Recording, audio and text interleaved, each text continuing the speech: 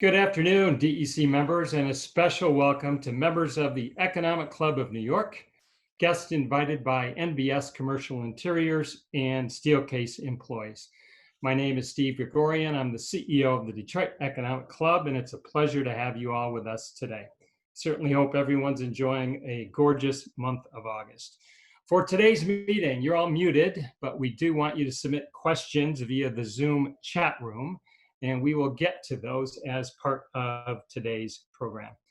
After we say goodbye to our guest speaker at 2 o'clock, we invite DEC members to stick around for 15 minutes and participate in a structured virtual networking session with other DEC members, and that will conclude 15 minutes after we start. I do want to take a brief moment to thank the 125 terrific DEC sponsors for their support of our mission, and you saw those companies while you were logging in.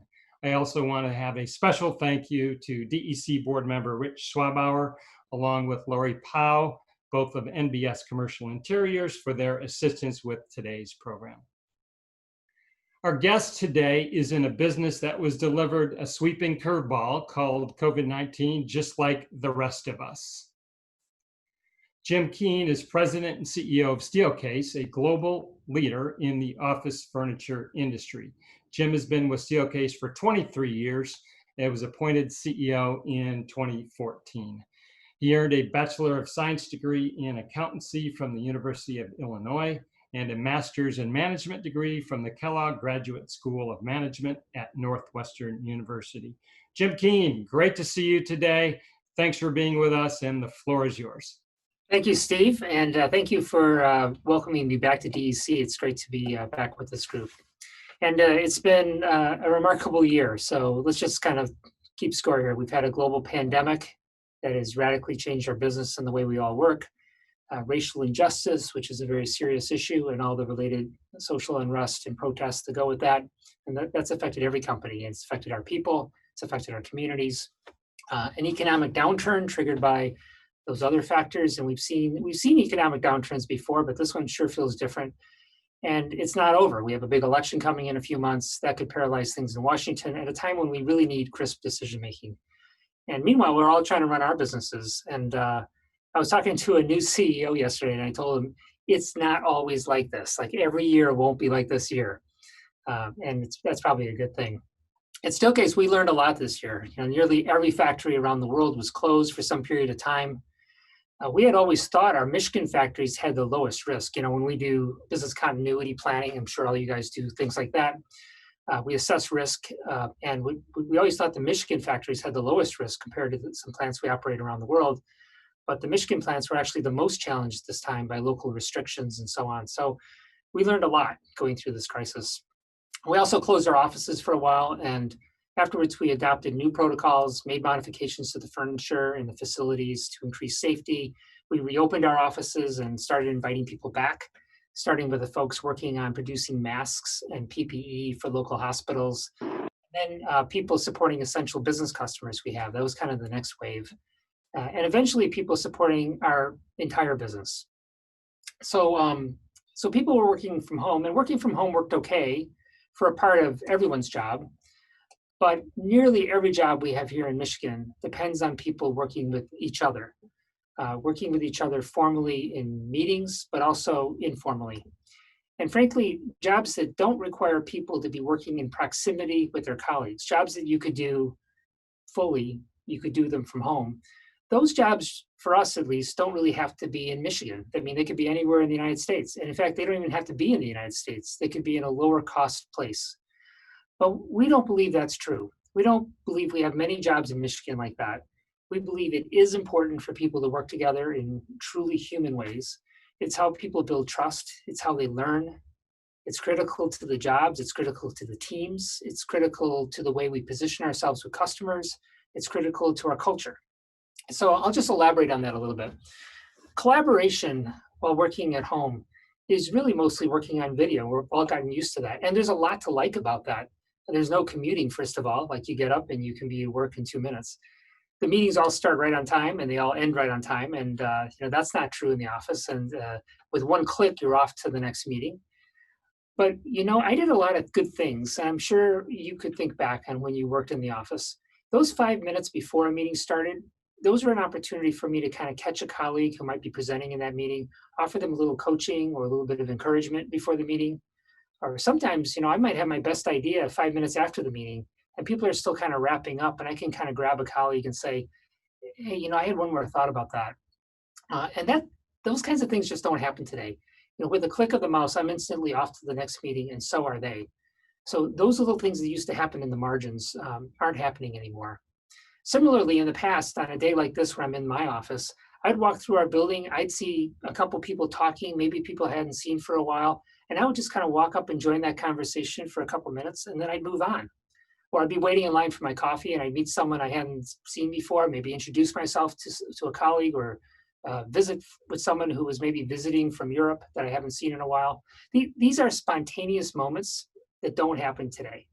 Somewhere out on the internet, there's probably a video stream with a couple Steelcase people talking to each other right now. But I don't know that. I can't see them. I don't know that meeting exists unless I was actually invited to the call. So it's become very binary. You're either in the meeting or you're not. It's like every meeting now is in a room with a door.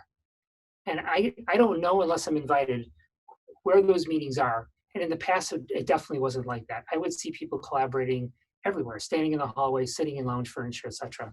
So for leaders, I think you all know the value of those moments of spontaneous interaction. It's why we walk around. And it's a key part of how we lead. We're not just taking a break. We're shaping culture. We're staying connected. And so, yes, I can do my job from home. You can do your job from home over video, but there's some really important parts of what we do that made us really good at what we do that you can't do unless you're present and unless the people you work with are also present. Now, you might be thinking you could just schedule one-on-one sessions with people you want to talk to. And yes, of course, and I do that too, but it's not the same. The spontaneity is the whole point. It's the fact that I stopped what I was doing to come up and join that conversation. That's part of the magic. It's part of what makes those kinds of interactions feel human and natural. So we believe, at Steelcase anyway, that it's essential to get our people back to the office and to do it in a way that's safe. Right now, today, we have a little bit more than 25% of our office-based Michigan workforce in our facilities every day. We're inviting more people to return to the office, and our numbers are rising every week.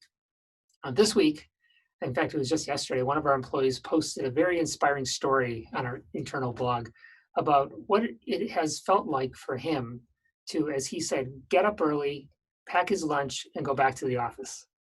He described a story that I describe it as a story of resilience and recovery. And it was so inspiring to read what he wrote kind of on his own. It also gives you a picture into what people are really feeling as they try to get by while working from home. The fact that he mentioned getting up earlier, making lunch, what he's talking about there are things that create structure in our lives. And one of the things we know people are missing right now is a sense of structure in their work life and the definition or separation of work life from home life. So maybe that's just kind of one example, the things we do as we get ready to go to work. I think there's a lot of stories like that out there. We see it in our surveys we do, and we've surveyed thousands of people in the US and all around the world. And maybe I'll share a little bit of what we've learned. So for senior leaders, so it's like people like me, and for many of you, working at home has gone reasonably well. We have big homes, we have dedicated offices or a converted bedroom that's no longer in use. We have ergonomic furniture. I certainly have ergonomic furniture. If you don't have ergonomic furniture, just give me a call. Glad to help. But for middle managers, we hear a different story. They may have a working spouse at home. They may have kids at home. And they don't really have the space they need to do this well. They're sharing the dining room, they're sharing the living room, they do video calls from the laundry room. We're hearing all these stories, literally stuff like that. And they're getting through it. But they all fear what would happen otherwise. If I engage more in society, will I get sick? If I go back to the office, will I get sick? What's going to happen when school starts this fall? Tensions in any family relationship are all getting magnified as people are hunkered down together in these homes. And for younger employees, it's even worse. So with younger employees, they're sharing small apartments with roommates, or they're living in small studio apartments. And this is becoming a real challenge. In fact, you probably know, I certainly do, a lot of young people have moved back home with their parents. And, as a reminder, if we had surveyed them in February, moving back with your parents was not their dream. This was not in the plan for 2020. So their concerns about what's happening in society on top of a change in their lifestyle, it's not, and wondering, like, will my job get eliminated? You take all those things together and it's not going well for young people right now. So senior executives doing reasonably well based on the surveys, middle managers facing unique challenges, young people facing even more concerning challenges. And that's just a little bit from the survey. I'm glad to answer more questions about that. We also hear, by the way, I'm sure you've read articles about productivity, and is productivity holding up while everybody's working at home? And these productivity measures are generally used for task-based work, because we've studied productivity in the workplace for a long time. So things like the numbers of claims processed or customer service calls taken, those are the things you can measure easily with productivity statistics. It's notoriously difficult to measure productivity as it relates to innovation or transformation, organizational change, negotiation, persuasion. These are really the high value tasks of knowledge workers, really hard to measure. And by the way, if you step back from the detailed measures, we all know GDP is way down record levels. Unemployment is a growing problem. So at the level of society, there's no question we're not as productive as we were last year. So all that taken, and then maybe at a minimum, even if you had measures of statistics, I think any measurement we had right now would be super noisy. And we have all kinds of data, human data, that says that from a human perspective, there's a lot of challenges people are facing as they work from home. So what's the future hold? And there's a lot of hype out there about this. We've been studying work, worker, and workplace forever. We've managed through, as a company, we've been around for 109 years.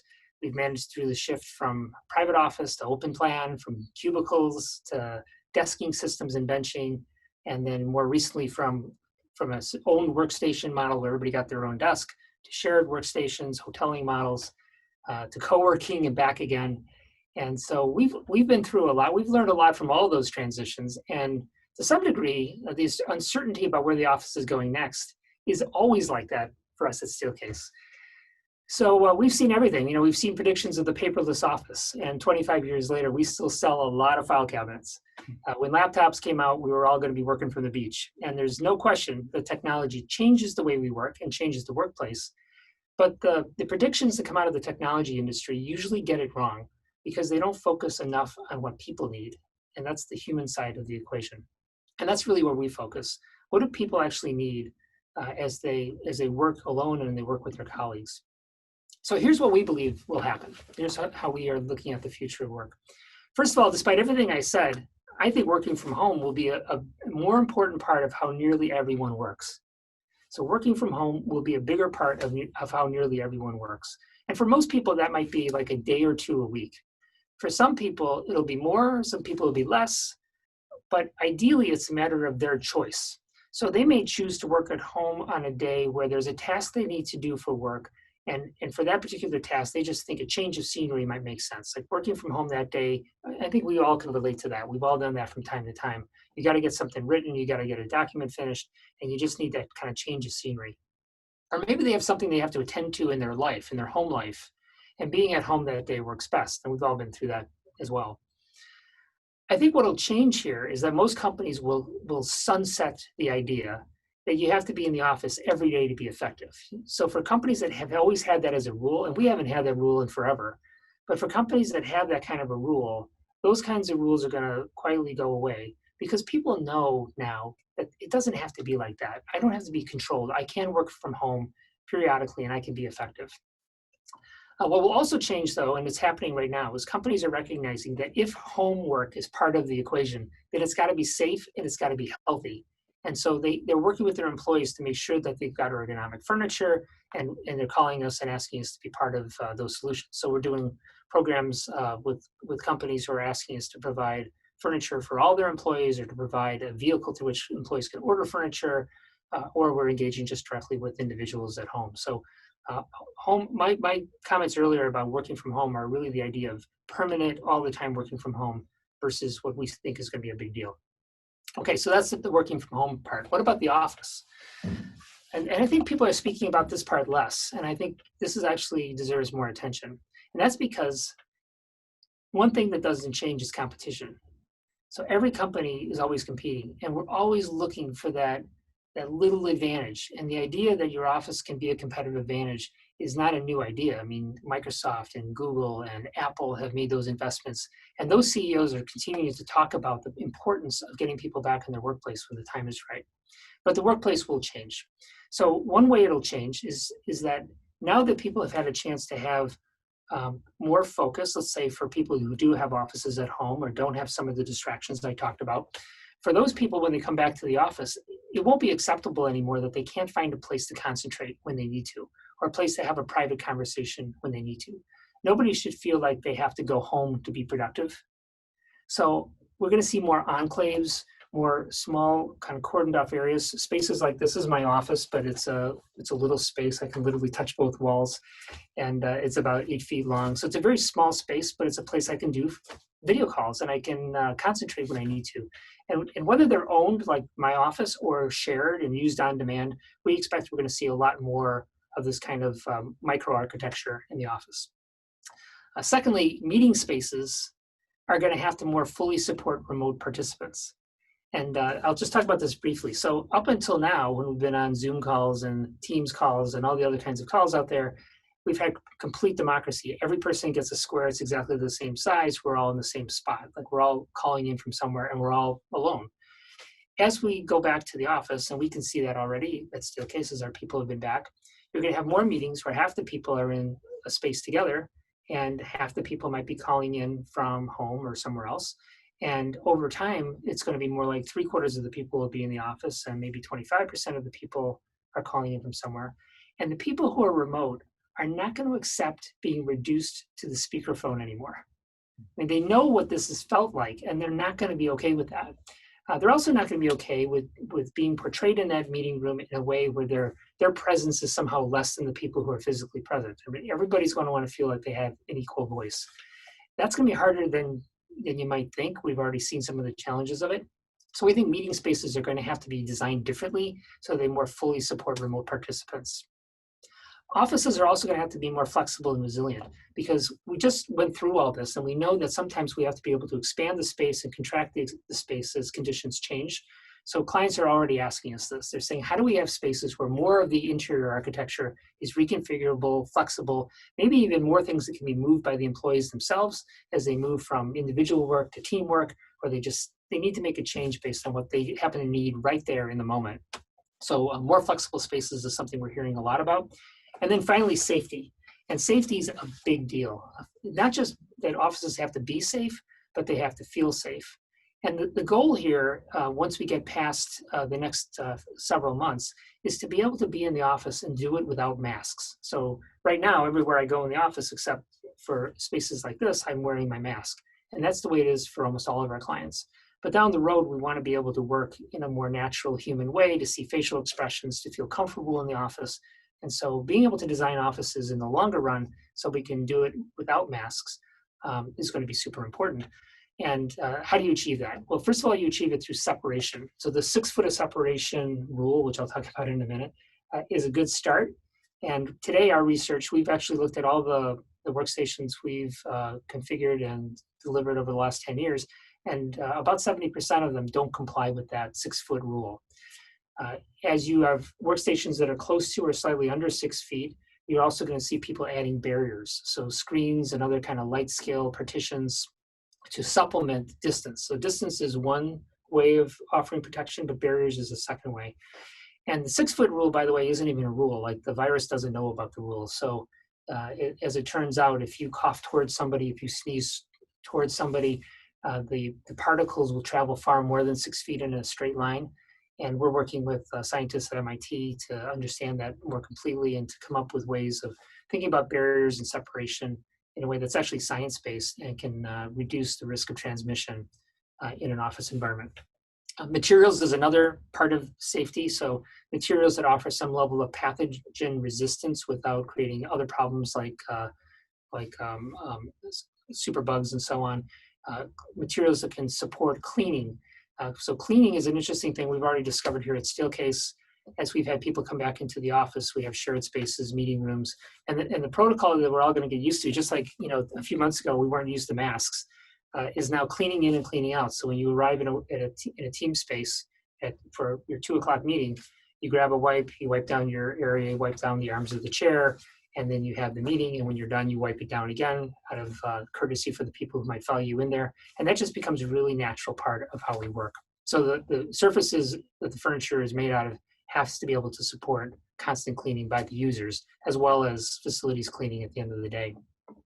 Some people have asked us a lot about shared workstations. So what's the future? I was on a CEO call yesterday. He was asking me about, what's the future of shared workstations and hoteling? And there's really two schools of thought on this.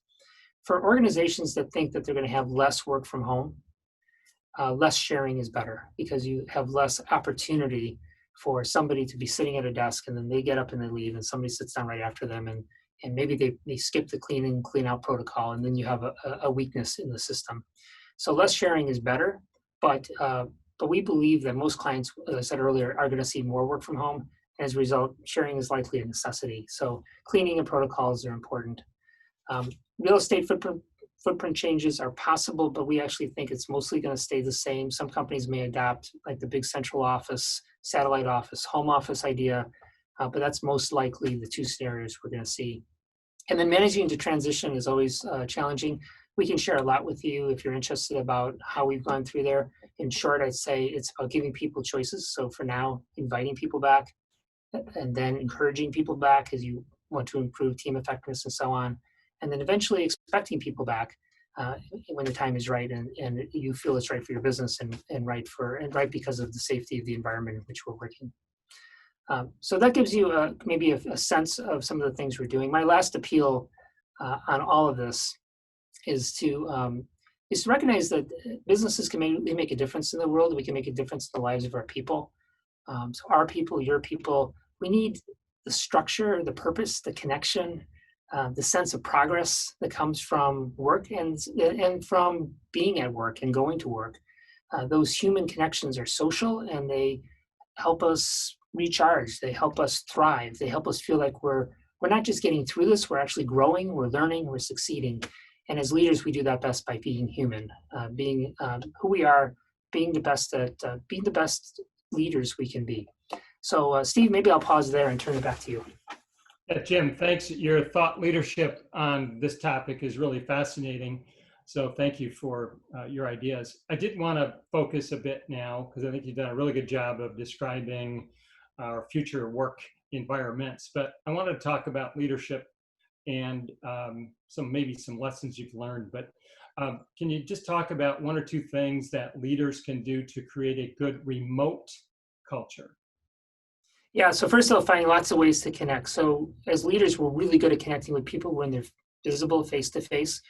You really have to work at it when they're not. So you have to go beyond the scheduled meetings and schedule more one-on-ones, more short meetings, more roundtables. In fact, I do a thing called roundtables where it's randomly selected people from around the company, and we just have lunch virtually, so that the remote workers all over the country can have a few minutes to just talk about how things are going. And it's really not about me answering questions or giving a talk. It's me listening and feeling and understanding what they're going through. So remote participants often say that we need more communication. And we think as leaders that means that they need to hear more from us about what's going on. Communication is a two-way street. So they need more vehicles where they can talk and they can be listened to and heard. And secondly, it's this thing I mentioned earlier about making sure that a remote participant feels equal. That go out of your way in a meeting when you're in meetings that are hybrid, where you have people face to face and you've got people who are remote, to draw the remote participants into the conversation so they don't feel like they're interrupting, which is something we hear a lot. And then finally, coaching and development and those kinds of things that happen naturally and spontaneously. For people who are mostly remote, we have to be more intentional about those. Terrific. Are there some crisis management principles that you've learned going through this pandemic that you think might stay with you for the long term? Yeah, so I was thinking about the crisis and thinking about before the crisis, I thought I was in a crisis, and then the crisis happened. So I'm starting to think that business is just like this. And it's not like this, but the things we did to get through the crisis could actually be helpful like all the time. So some of the principles we've used is first of all, when you deal with something that's kind of ambiguous and new, we always try to pick a person to be in charge of it because our org structure wasn't designed for it. So to manage a crisis like this, we needed to have operations and legal and finance and marketing and sales. I mean, everybody had to be thinking like a team. And so we picked a person who actually is a direct report of mine, Sarah Armbruster, and asked her to delegate everything else she does to other people and do this full time during the crisis. And so that's the first thing we do is really clarify decision making, recognizing your organization wasn't designed for it. Second thing is to practice. So we practice crises all the time. We have micro crises and larger crises. We always use the same approach. So when this big crisis hit, we didn't have to tell everybody, like, here's how we're going to do it. They knew the game plan. They've seen this play be called before. Third thing is to increase your cadence. So the cadence of our organization, like any organization, is set up in quarterly, monthly, weekly, daily things we do. But we seldom manage the same thing every day. When you're in a crisis like this, the information's changing. It's so dynamic that it's changing all the time. And so we entered into a daily stand-up meeting with the senior leadership team, and we didn't know what we were going to talk about from day to day, but we just showed up, and there was always plenty. And then the last thing is there's a tendency in a crisis to centralize all the decision making, and you could not make a worse mistake. So Team of Teams is a book I love on this topic. What you learn is that you should centralize certain things like critical decision making, principles, culture and values, communication, but you decentralize everything else. So literally, I went to bed one night, got up the next morning and learned that one of our colleagues had closed down a factory because he thought it was the right thing to do, and he made the right decision. He didn't wait for me to get up. And that's the kind of pace you need in a crisis like this. I want to turn to a couple of people that have sent some chats in. Nick asks, how much do you think your clients will support their employees' workspace at home? Will they provide furniture, IT equipment, and setups for their employees working from home? Yeah, so a lot of them have already started to do that, and we're getting actually a lot of demand for that. Sometimes they're doing it directly, where they're actually just picking out the furniture and then shipping it to the employees. More often, they're asking us to set up online catalogs where it's pre-negotiated prices and the employees can go in and select the furniture they need because they may already have a desk at home or they may already have a chair. Ergonomics is where I'd start. So I'd think about the chair, and I would think about things like a height adjustable monitor or a desk. But those are the things that people need the most, and it's the things they miss the most from being in the office. Good. We've got just a couple minutes left, and I'm going to give you a chance to a free Steelcase advertisement. Kareem wants to know, has Steelcase developed any new products in response to the pandemic? We have. So in the short run, what we developed was lots of screens and things like that. So the healthcare world was the first to adopt it because they wanted to keep their people safe as patients and clients were coming to those facilities. We then took a lot of those ideas and used it to create a variety of partitions and screens that people can deploy into existing furniture, including some of it that's disposable and made from recycled materials and recycled at the end of its life. Because for some clients, they say, I need this for now, but I mean, I need it forever. But as it relates to other things, we just had a broad product line to begin with. So we're helping people understand, like for work from home furniture, for example, what parts of our existing product line would be most relevant. And a final Steelcase plug. You've been talking about ergonomic furniture. I'm sitting on my kitchen bar stool, which is the antithesis of ergonomics. So what are you sitting in? What do you like from your product line right now while you're doing your work all day? Well, this chair I work in all the time at home and here is the Gesture chair. So Gesture is our flagship chair. It's the top selling chair too. So it's the chair most of our clients have purchased over the last few years. And so that's my choice. Another chair I suggest, actually, for those of you who have kids who are going to be studying at home, Series 1 is a very affordable chair. It's at the other end of the spectrum in terms of cost, but it's also a really good chair. And I've got one of those at my cottage, and that's what my kids have been using when they've been working from home and studying from home. That's awesome. Well, Jim, I promised you could get on to your next meeting at 2:00, and we're about there. So I want to say thank you for your incredible insights and thought leadership into our current and future work world.